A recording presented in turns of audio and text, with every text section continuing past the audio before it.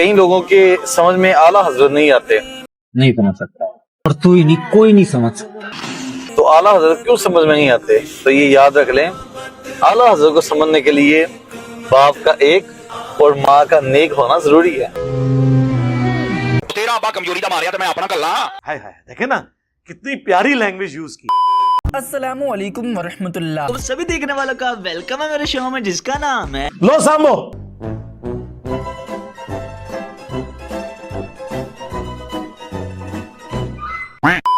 दरवेशी की बातें सुने। अब हमारे बापा जानी एक्स मुर्शिद देखे ना।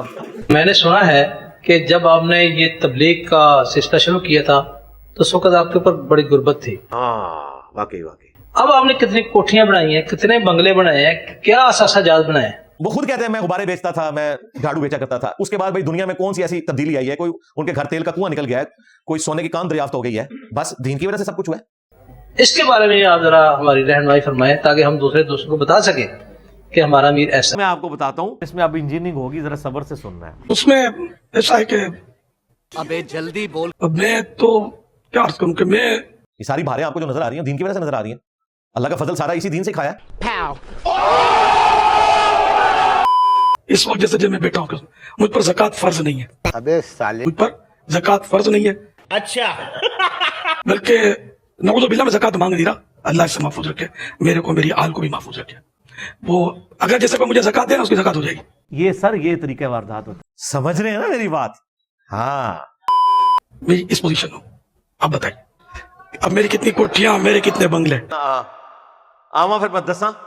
अब मेरी कितनी कोठियां, मेरे कितने बंगले। अब मेरी कितनी कोठियां, मेरे कितने बंगले। अब मेरी कितनी कोठियां, मेरे कितने बंगले। अगर जैसे कोई मुझे ज़कात देना उसकी ज़कात हो जाएगी। मैं गरीब हूँ। गरीब हो तू, बदतमीज। मेरे को तो कभी मैंने जिंदगी में चेक नहीं लिखा। ये आइडेंटिटी अलग से कायम रखेंगे तो चंदा बॉक्स कायम रहेगा ना। अब मुझे बताएं, अगर एक सुन्नी के शिया के पीछे नमाज होती है तो चलो वहां भी पढ़ लिया करो, तो सरकार जहां जुमा पड़ेगा चंदा भी वहां डालेगा, तो उसका दिमाग खराब है कि उधर भेजे लोगों को। क्या बैंक बैलेंस किस तरह अकाउंट खुलता है, खुलवाते हैं, और कुछ अपने को सोचना पड़ता नहीं है। 7 करोड़। यही नहीं, अभी और सुनिए। मैं बचपन से, चूंकि यतीम था, हम लोग गरीब थे। वो अगर जैसे कोई मुझे ज़कात देना उसकी ज़कात हो जाएगी। बचपन से, चूंकि यतीम था, हम लोग गरीब थे। गरीबी में जीना कला है। अब मैं पंखे के बगैर नहीं रह सकता। अच्छा, अब आदी हो गया मैं। एसी भी है मेरे पास। क्या बोला तूने? वो अगर जैसे कोई मुझे ज़कात देना उसकी ज़कात हो जाएगी। मैं इस पोजीशन हूँ। चले आप इमाम नहीं हैं लेकिन आप दावत इस्लामी के हेड तो हैं, तो आपकी सैलरी कितनी है? करोड़ों। मैं तो दावत इस्लामी की चाय पीने से भी कतराता हूँ। हिपोक्रेसी की भी सीमा होती है। ऊपर जब मदनी मुज़ाकरे में चाय आती है दूसरों के लिए, मैंने आज तक नहीं पी। वाह वाह, क्या मार्फत की बात की। मैं डरता हूँ कि वो चाय मेरी उसमें ना चली जाए, उजरत में। मैं डरता हूँ कि वो चाय मेरी उसमें ना चली जाए, उजरत में।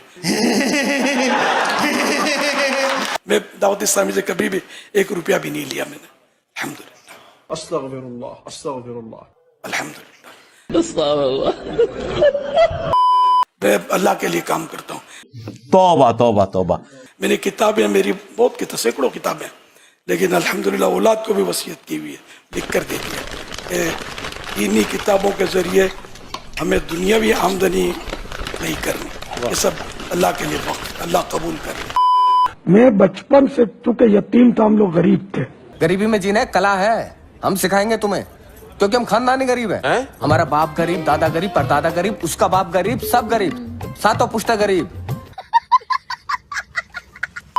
तो मैंने आधे दिन की 4 आने में नौकरी की है, चवन्नी में। इस तरह फिर मैं कुछ न कुछ वो चीजें बेचता था, आलू, छोले, मुरब्बे, सब्जी बेची है मैंने, और कुल्फियां बेची है। कई ये बच्चों वाले कारोबार मैंने किए हैं। फिर वो झाड़ू बनाता था मैं, तो इस तरह फिर इत्र का कारोबार। इधर भाई तो असल मसला दसने की है ऐ वह कहानी। ये इन्होंने अपना तखल्लुस रखा है अत्तार, इत्र फरोज। खुद बता रहे हैं कि मैं बचपन में एक छोटी सी मस्जिद में, जो हमारी एकेडमी का भी चौथा हिस्सा बनती है, जिसमें बमुश्किल 15-20 नमाजी, वो आज भी खारादार में मस्जिद मौजूद है, वहां पे ये इमाम मस्जिद थे, खतीब भी नहीं, इमाम मस्जिद और झाड़ू और गुब्बारे बेचते थे। आज अल्लाह के फजल से अरबों के मालिक है।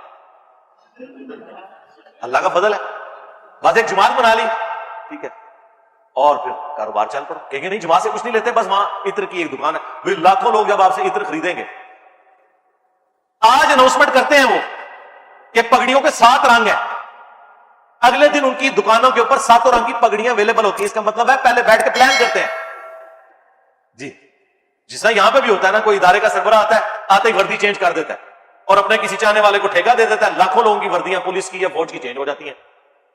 बस एक ही जो है ना वो छक्का क्या अट्ठा लग रहा है।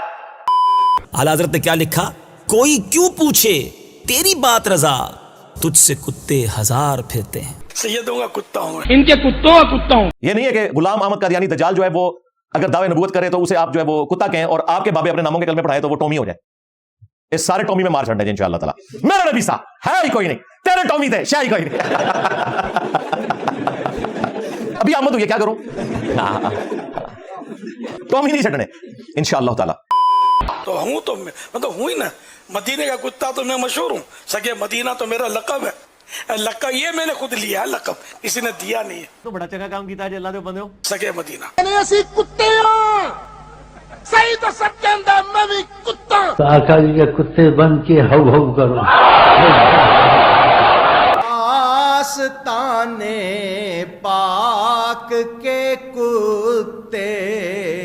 बाप कुत्ता है तो कुत्ते का पिल्ला है, कुत्ता है तो कुत्ता। आपकी गली के कुत्ते से भी निस्बत हो जाएगी, भी हमारे लिए बहुत बड़ी सादत की बात। मेज कुर्सी पे बैठ के खाना खा रहे हैं और पता क्या कह रहे हैं जी, वो डॉक्टरों ने कहा था, फिर मैंने मुफ्ती साहब से मशवरा किया। हुजूर ये इरशाद फरमाए कि आप तो माशाल्लाह अरसा दराज तक दस्तरखान पर बैठकर सुन्नत के मुताबिक खाना खाते हैं, तो ये अब आप टेबल कुर्सी पे, इसकी क्या वजह?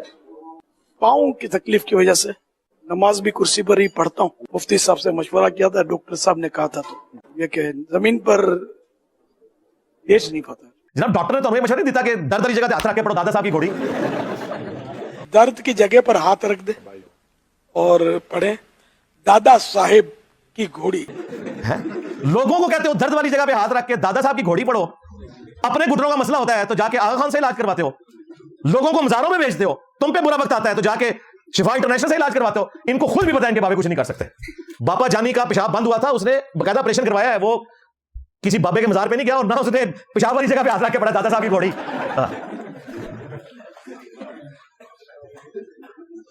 तो बाबा जानी जब दर्द हो रहा था ना तो उस वक्त दर्द वाली जगह पे हाथ रख के पड़ना था ना दादा साहब की घोड़ी।